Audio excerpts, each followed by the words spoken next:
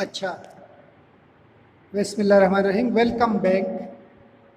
हम classification on the basis of site of action पढ़ रहे थे हार्मोन्स के। एंडोक्राइन हार्मोन्स जो कि डक्टलेस होते हैं, उसकी एक सादा मिसाल इंसुलिन है। दूसरा टाइप है एक्सोक्राइन हार्मोन जो कि डक्ट्स में ट्रेवल करते हैं।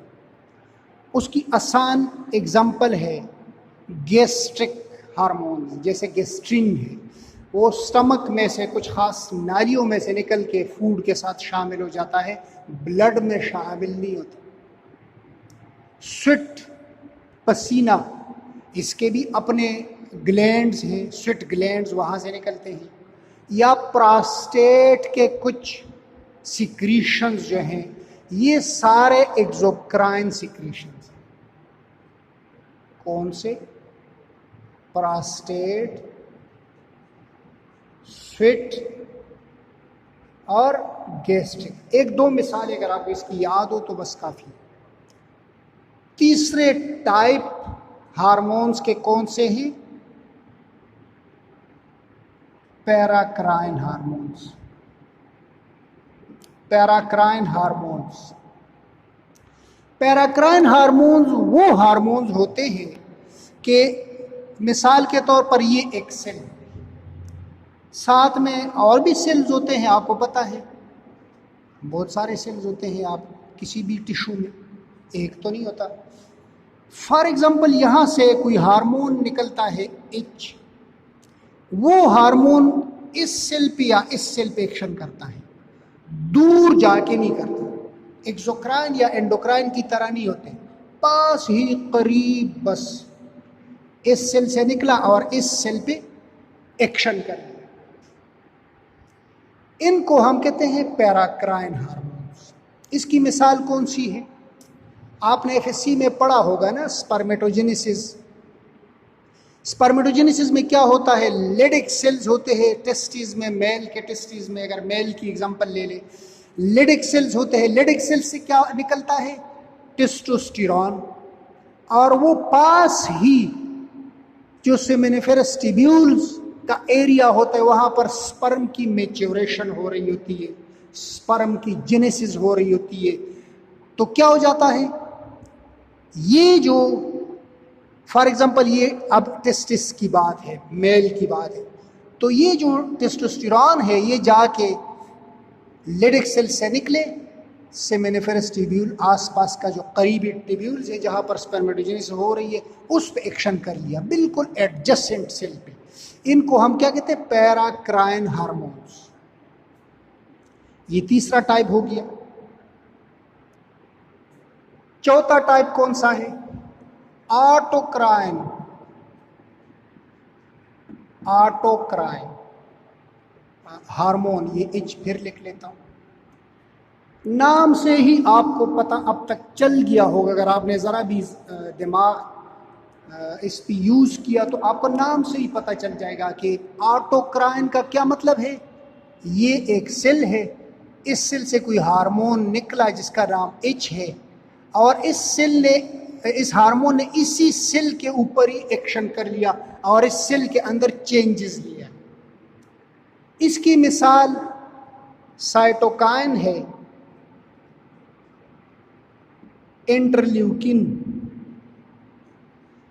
शायद इसको अभी मैं आपको अच्छी तरह न समझा सकूं, लेकिन माइक्रो में जब आप इम्यूनिटी पढ़ लें तो आपको पता चल जाएगा कि मोनोसाइट पे कैसे साइटोकाइन इंटरल्यूकिन 1 एक्शन करता है और एंटीबॉडीज और इम्यूनिटी में उसका क्या रोल है। आप फिलहाल इस लेवल पे एंडोक्रिनोलॉजी में सिर्फ इसकी एग्जाम्पल ही याद रखें, काफ़ी है कि साइटोकाइन इंटरल्यूकिन 1 क्या चीज़ है। ये ऑटोक्राइन हार्मोन। जब हम हार्मोन्स पढ़ते हैं या जब हम हार्मोन्स की बात करते हैं, जब हम एंडोक्रिनोलॉजी पढ़ते हैं, तो फिर हम यकीनन एंडोक्राइन ग्लैंड्स का भी जिक्र करते हैं। हमारी बॉडी में डिफरेंट ग्लैंड्स ऐसे हैं जो कि हार्मोन्स की सिक्रीशन करते हैं। उन ग्लैंड्स को हम कहते हैं एंडोक्राइन ग्लैंड्स। सादा सी मिसाल उसकी आप पेंक्रियाज ले लें। अगर जी पेंक्रियाज प्योरली एंडोक्राइन नहीं है, वो मिक्स है। अगर पेंक्रियाज से इंसुलिन या ग्लूकागॉन जो कि एंडोक्राइन हार्मोन्स हैं दोनों वो निकलते हैं, तो साथ में कुछ गैस्ट्रिक जूसेस भी निकलती है जो कि एक्सोक्राइन है। तो पेंक्रियाज डबल है। लेकिन एक आसान सी मिसाल जरूर है। दूसरी मिसाल चलो बता देता हूं। एड्रिनल ग्लैंड,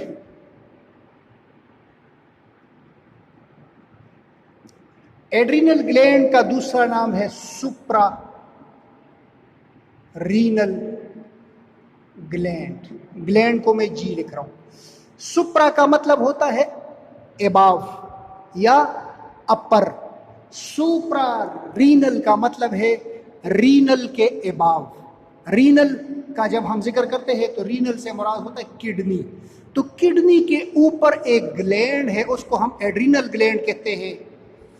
एड्रिनल का मतलब भी है कि रीनल के साथ एड हुआ है, एड रीनल यानी किडनी के साथ एड हुआ है, और सुप्रारीनल यानी किडनी के ऊपर है। तो बात दोनों की एक ही बनती है।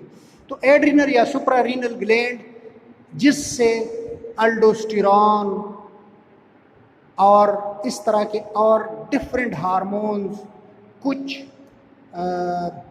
एपिनेफ्रिन, नॉरएपिनेफ्रिन, ये भी निकलते हैं। तो ये सारे जो ग्लैंड्स हैं, थायराइड ग्लैंड ले लो, पिनियल ग्लैंड ले लो, पैराथायराइड ग्लैंड ले लो, ये सारे एंडोक्राइन ग्लैंड्स हैं। तो एंडोक्राइनोलॉजी पढ़ते हुए आपको ये ज़रूर पता होना चाहिए कि एंडोक्राइन ग्लैंड्स कौन कौन से हैं। तो ये हमारे एंडोक्राइन ग्लैंड्स हैं। अब ये सारे एंडोक्राइन ग्लैंड्स और इनके हार्मोन्स यानी एंडोक्राइन हार्मोन्स और फिर इन एंडोक्राइन हार्मोन्स के फंक्शंस, ये हमारा टारगेट है कि इंशाल्लाह ये हम पढ़ेंगे और समझेंगे। लेकिन उससे पहले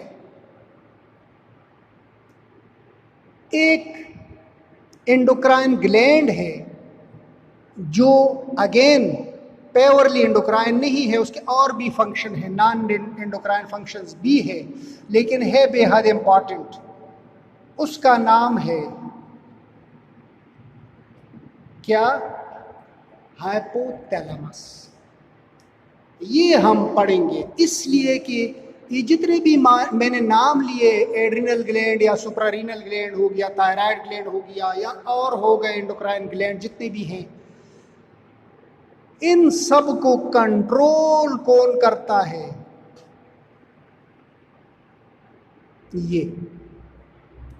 ये हाइपोथैलेमस हम एंडोक्राइन ग्लैंड से पहले पढ़ेंगे। और हाइपोथैलेमस भी पढ़ने से पहले हम एक और टर्म पढ़ेंगे जिसका जिक्र हम करते हैं, फीडबैक मैकेनिज्म। हम ये समझेंगे कि यार ये फीडबैक मैकेनिज्म आखिर क्या चीज़ है।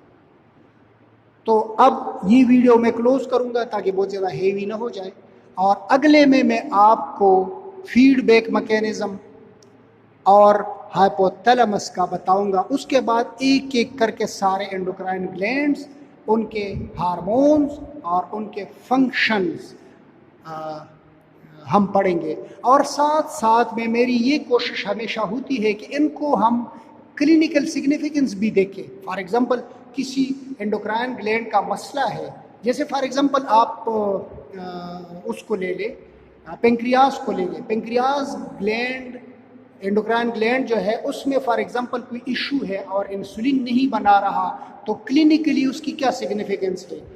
मरीज को डायबिटीज़ मेलाइटस होगा। आदमी को क्या प्रॉब्लम होगा?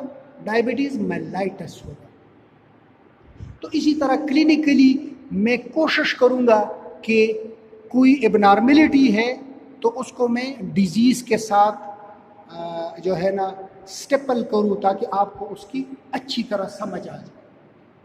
राइट? अच्छा, एक बात इम्पॉर्टेंट है आप सबसे मुझे ये तवक्को है कि आप मुझे अपना फीडबैक ज़रूर दोगे।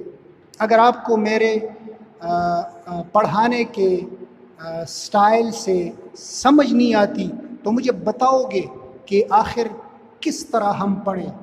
मेरा मकसद यहाँ आने का सीखना कम नहीं है, मकसद ये है कि आपको मैं सिखा दूँ। तो आपको अगर मैं न सिखा सकूँ तो मेरे आने का मकसद ही नहीं है। तो आप लोग मुझे बताओगे कि हम कौन सा तरीक़ा ऐसा बेस्ट इख्तियार करें जिस पे आपको अच्छी तरह समझ आ सके। तो आप सब लोग मुझे मेरा फीडबैक ज़रूर दोगे, ठीक है। और मेरा ख़्याल है इसका कोई मुझे बुरा नहीं मानना चाहिए। आप मुझे बताओ कि किस तरह मैं पढ़ाऊँ ताकि आपका प्रॉब्लम हल हो और आपको फिजियोलॉजी आसान हो जाए और आपको फिजियोलॉजी इंटरेस्टिंग लगे और आपको फिजियोलॉजी ईजी लगे। तो you are expected to give me my feedback, every student.